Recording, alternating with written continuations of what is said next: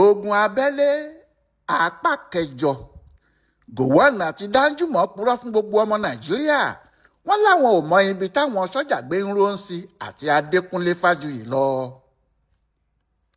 Ó ṣeéṣe kí wọ́n má pa Adekunle Fajuyi lọ́jọ́ táwọn sọ́jà ọmọ ilẹ̀ Hausa fìbọn gbàjọba lọ́wọ́ ọ̀gágun àgbà Fajuyi Ironsi.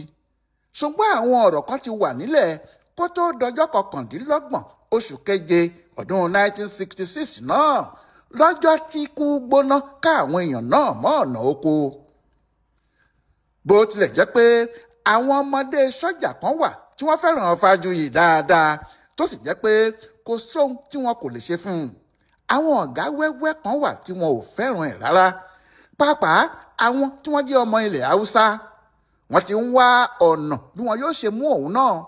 Wọ́n sì ti pinnu pé gbọ́gbọ́n bí ifá tó mọ̀ràn bí ọ̀pẹ̀lẹ̀, àwọn ò ní gbà pípa làwọn yóò pa á.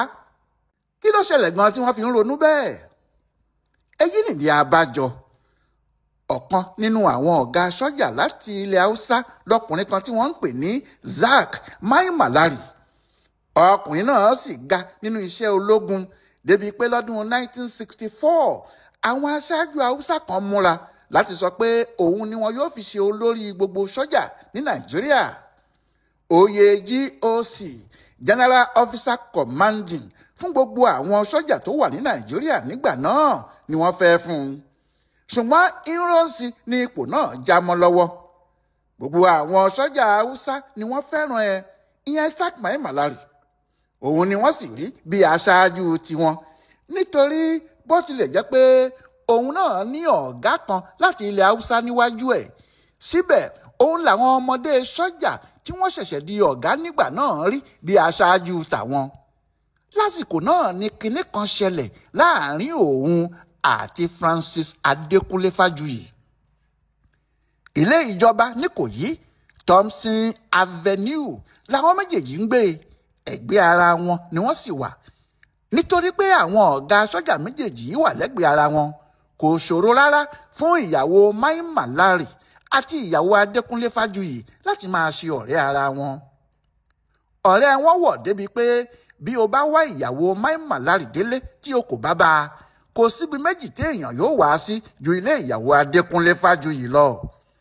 Bákan náà ló sì jẹ́ pé bí o kò bá rí ìyàwó Fajuyi nílé, ọ̀dọ̀ ìyàwó Mai Malari ní kéèyàn wá sí. Bí ọ̀rẹ́ wọn ti wà nìyẹn. Àfi lọ́jọ́ tí àjálù burúkú jálù wọ́n lójijì. Fajuyi ló lọ sóko ọdẹ níjọ́ kan. Ṣé ọkùnrin náà fẹ́ràn kó máa ṣe ọdẹ nínú àwọn igbó tó wà nítòsí wọn nígbà náà. Gbogbo ìgbà ní máa pa ẹran ìgbẹ́ fúnra ẹ̀. Ọdẹ apẹran lọkùnrin náà ò jàre. Lọ́jọ́ tó lọ sóko ọdẹ yìí, bó ti darí dé ló bá ìyàwó rẹ̀ àti ìyàwó Mai Malari níta tí wọ́n ń ṣeré. Òun sì kí wọn, ó wọlé ní tiẹ̀. Bẹ́ẹ̀ ló gbé ìbọn tó gbé tí ó kú ọdẹ bọ̀ tì sẹ́gbẹ́ ògiri. Ló bá wọlé, ó fẹ̀yìn lélẹ̀, òun rẹ̀ jú. Ọmọ rẹ̀ ọkùnrin kékeré tó wà nílé ń sáré kiri ní tiẹ̀. Nígbà tó sì rí ìbọn tí bàbá rẹ̀ ṣẹ̀ṣẹ̀ gbé tó kó bọ̀, ó bẹ̀rẹ̀ sí fi ìbọn náà ṣeré. Ó dúró síbi ojú fèrèsé ilé náà, ó ń wo ìyá rẹ̀ àtọ̀rẹ́ ẹ̀ tí wọ́n jọ ń ṣeré lọ́ọ̀kan. Ọlọ́run nìkan ló wá mọ bó ṣe fa okó ìbọn náà àti bí ẹnu ìbọn náà ṣe dojúkọ ọ̀dọ̀ ìyàwó Mai Malari.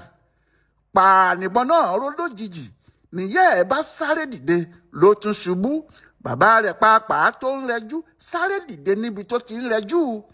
Ìyàwó Mai Malari nìkan ni kò lè dìde. Nígbà tí wọ́n súnmọ́ tí wọn yóò wò ó, ìbọn tọmọ Fajuyi yìí ti fọ́ ọ lórí pátápátá. Obìnrin náà kò mira nítorí ó ti kú pátápátá. Báyìí lọmọ Adekunle Fajuyi yìnbọn pa ìyàwó Mai Malari ní gbangba òde níbi tó ti ń bá ìyá ìṣeré. Kò sì jọ pé ọ̀rọ̀ náà tán nínú àwọn sọ́jà ọmọ Hausa, pàápàá àwọn kéékèèké wọn tí wọ́n mú Mai Malari bí aṣáájú wọn. Ìyẹn ọkọ o, Ọlọ́run ọ̀kan. Àwọn sọ́jà Hausa kan tún wà tó ṣe pé wọn kò gbà pé Fajuyi kò lọ́wọ́ nínú ìfìbọn gbàjọba táwọn sọ́jà Ìgbò ṣe nínú oṣù kínní ọdún 1966 náà. Wọ́n lọ́kùnrin yìí mọ̀ nípa ọ̀tẹ̀ ọ̀hún. níbi tí wọ́n ti pa àwọn sọ́jà tí wọ́n jẹ́ aṣáájú ológun láti ilẹ̀ Hausa, ìyẹn Mai Malari, Kuru Muhammad àti Lalgema. Kí ló ṣe tí wọ́n fi rò bẹ́ẹ̀?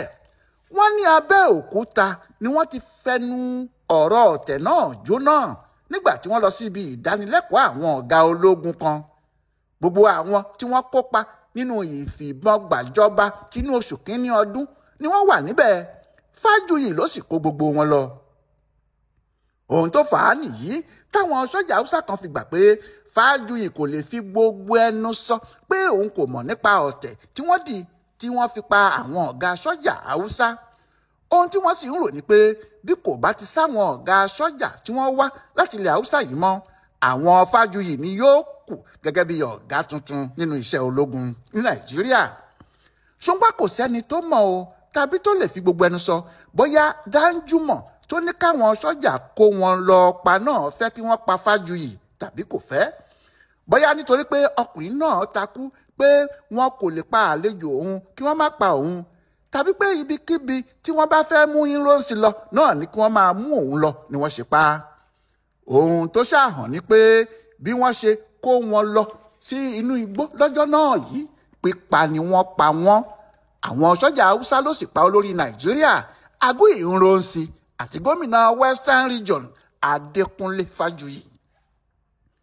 Lẹ́yìn tí wọ́n ti kó àwọn méjèèjì lọ tí wọ́n sì yìnbọn fún wọn ní déédéé aago 10 ààbọ̀ òwúrọ̀, àwọn nǹkan míì bẹ̀rẹ̀ sí ṣẹlẹ̀ káàkiri Nàìjíríà.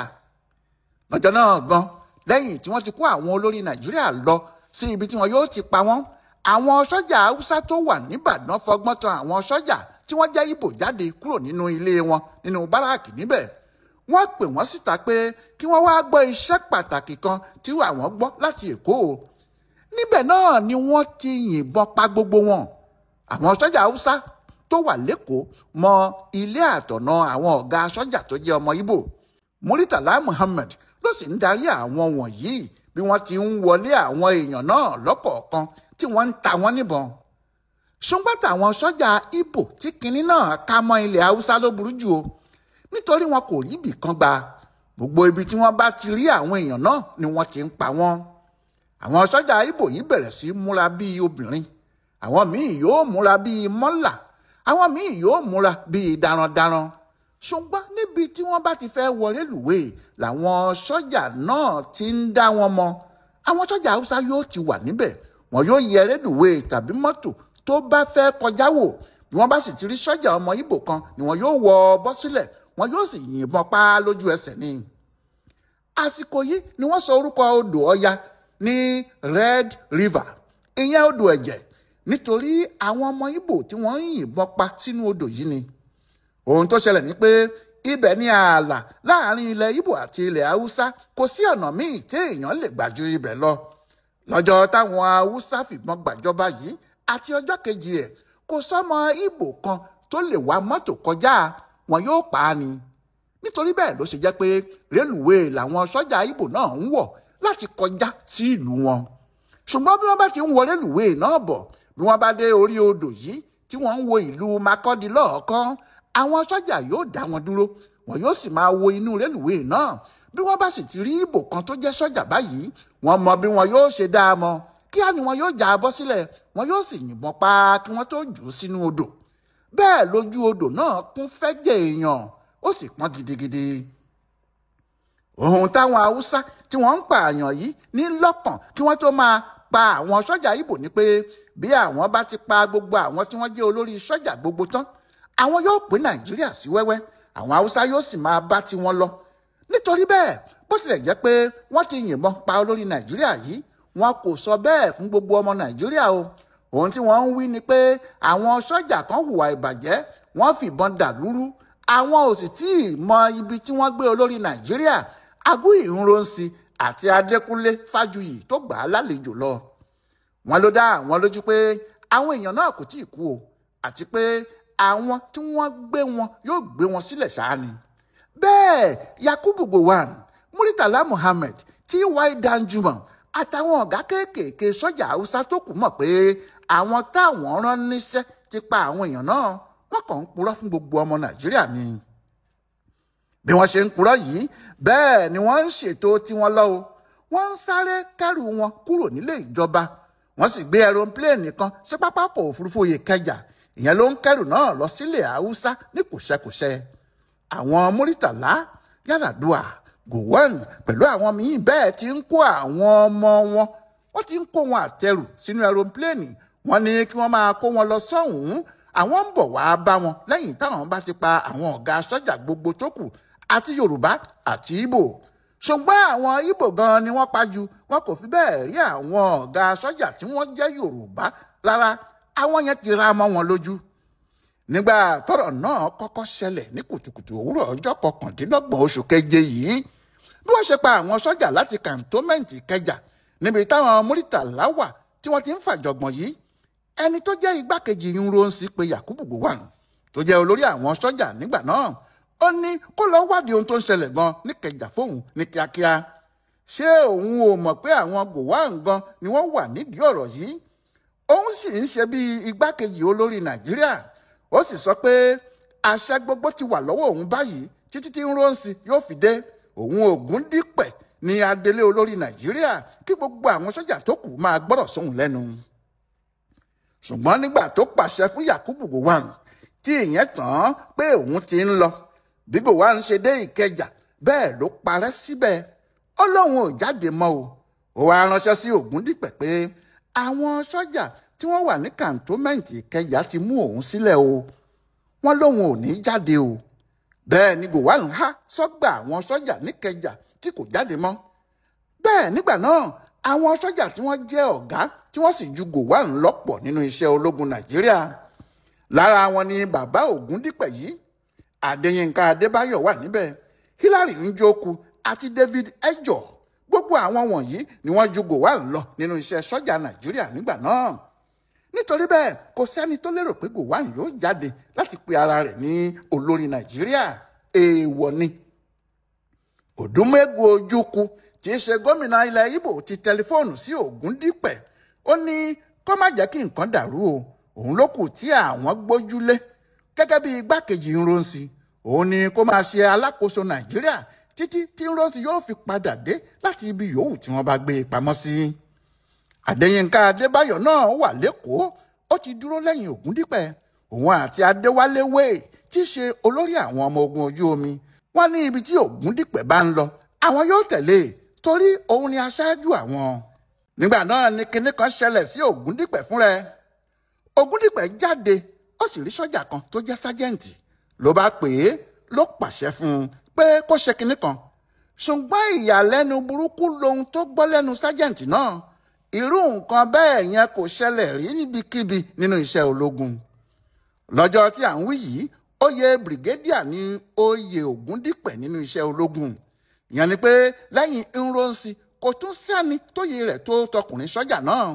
Nítorí bẹ́ẹ̀ bí irú ẹni bẹ́ẹ̀ bá pe sájẹ́ǹtì náà gbọ́dọ̀ máa gbọ̀n ni.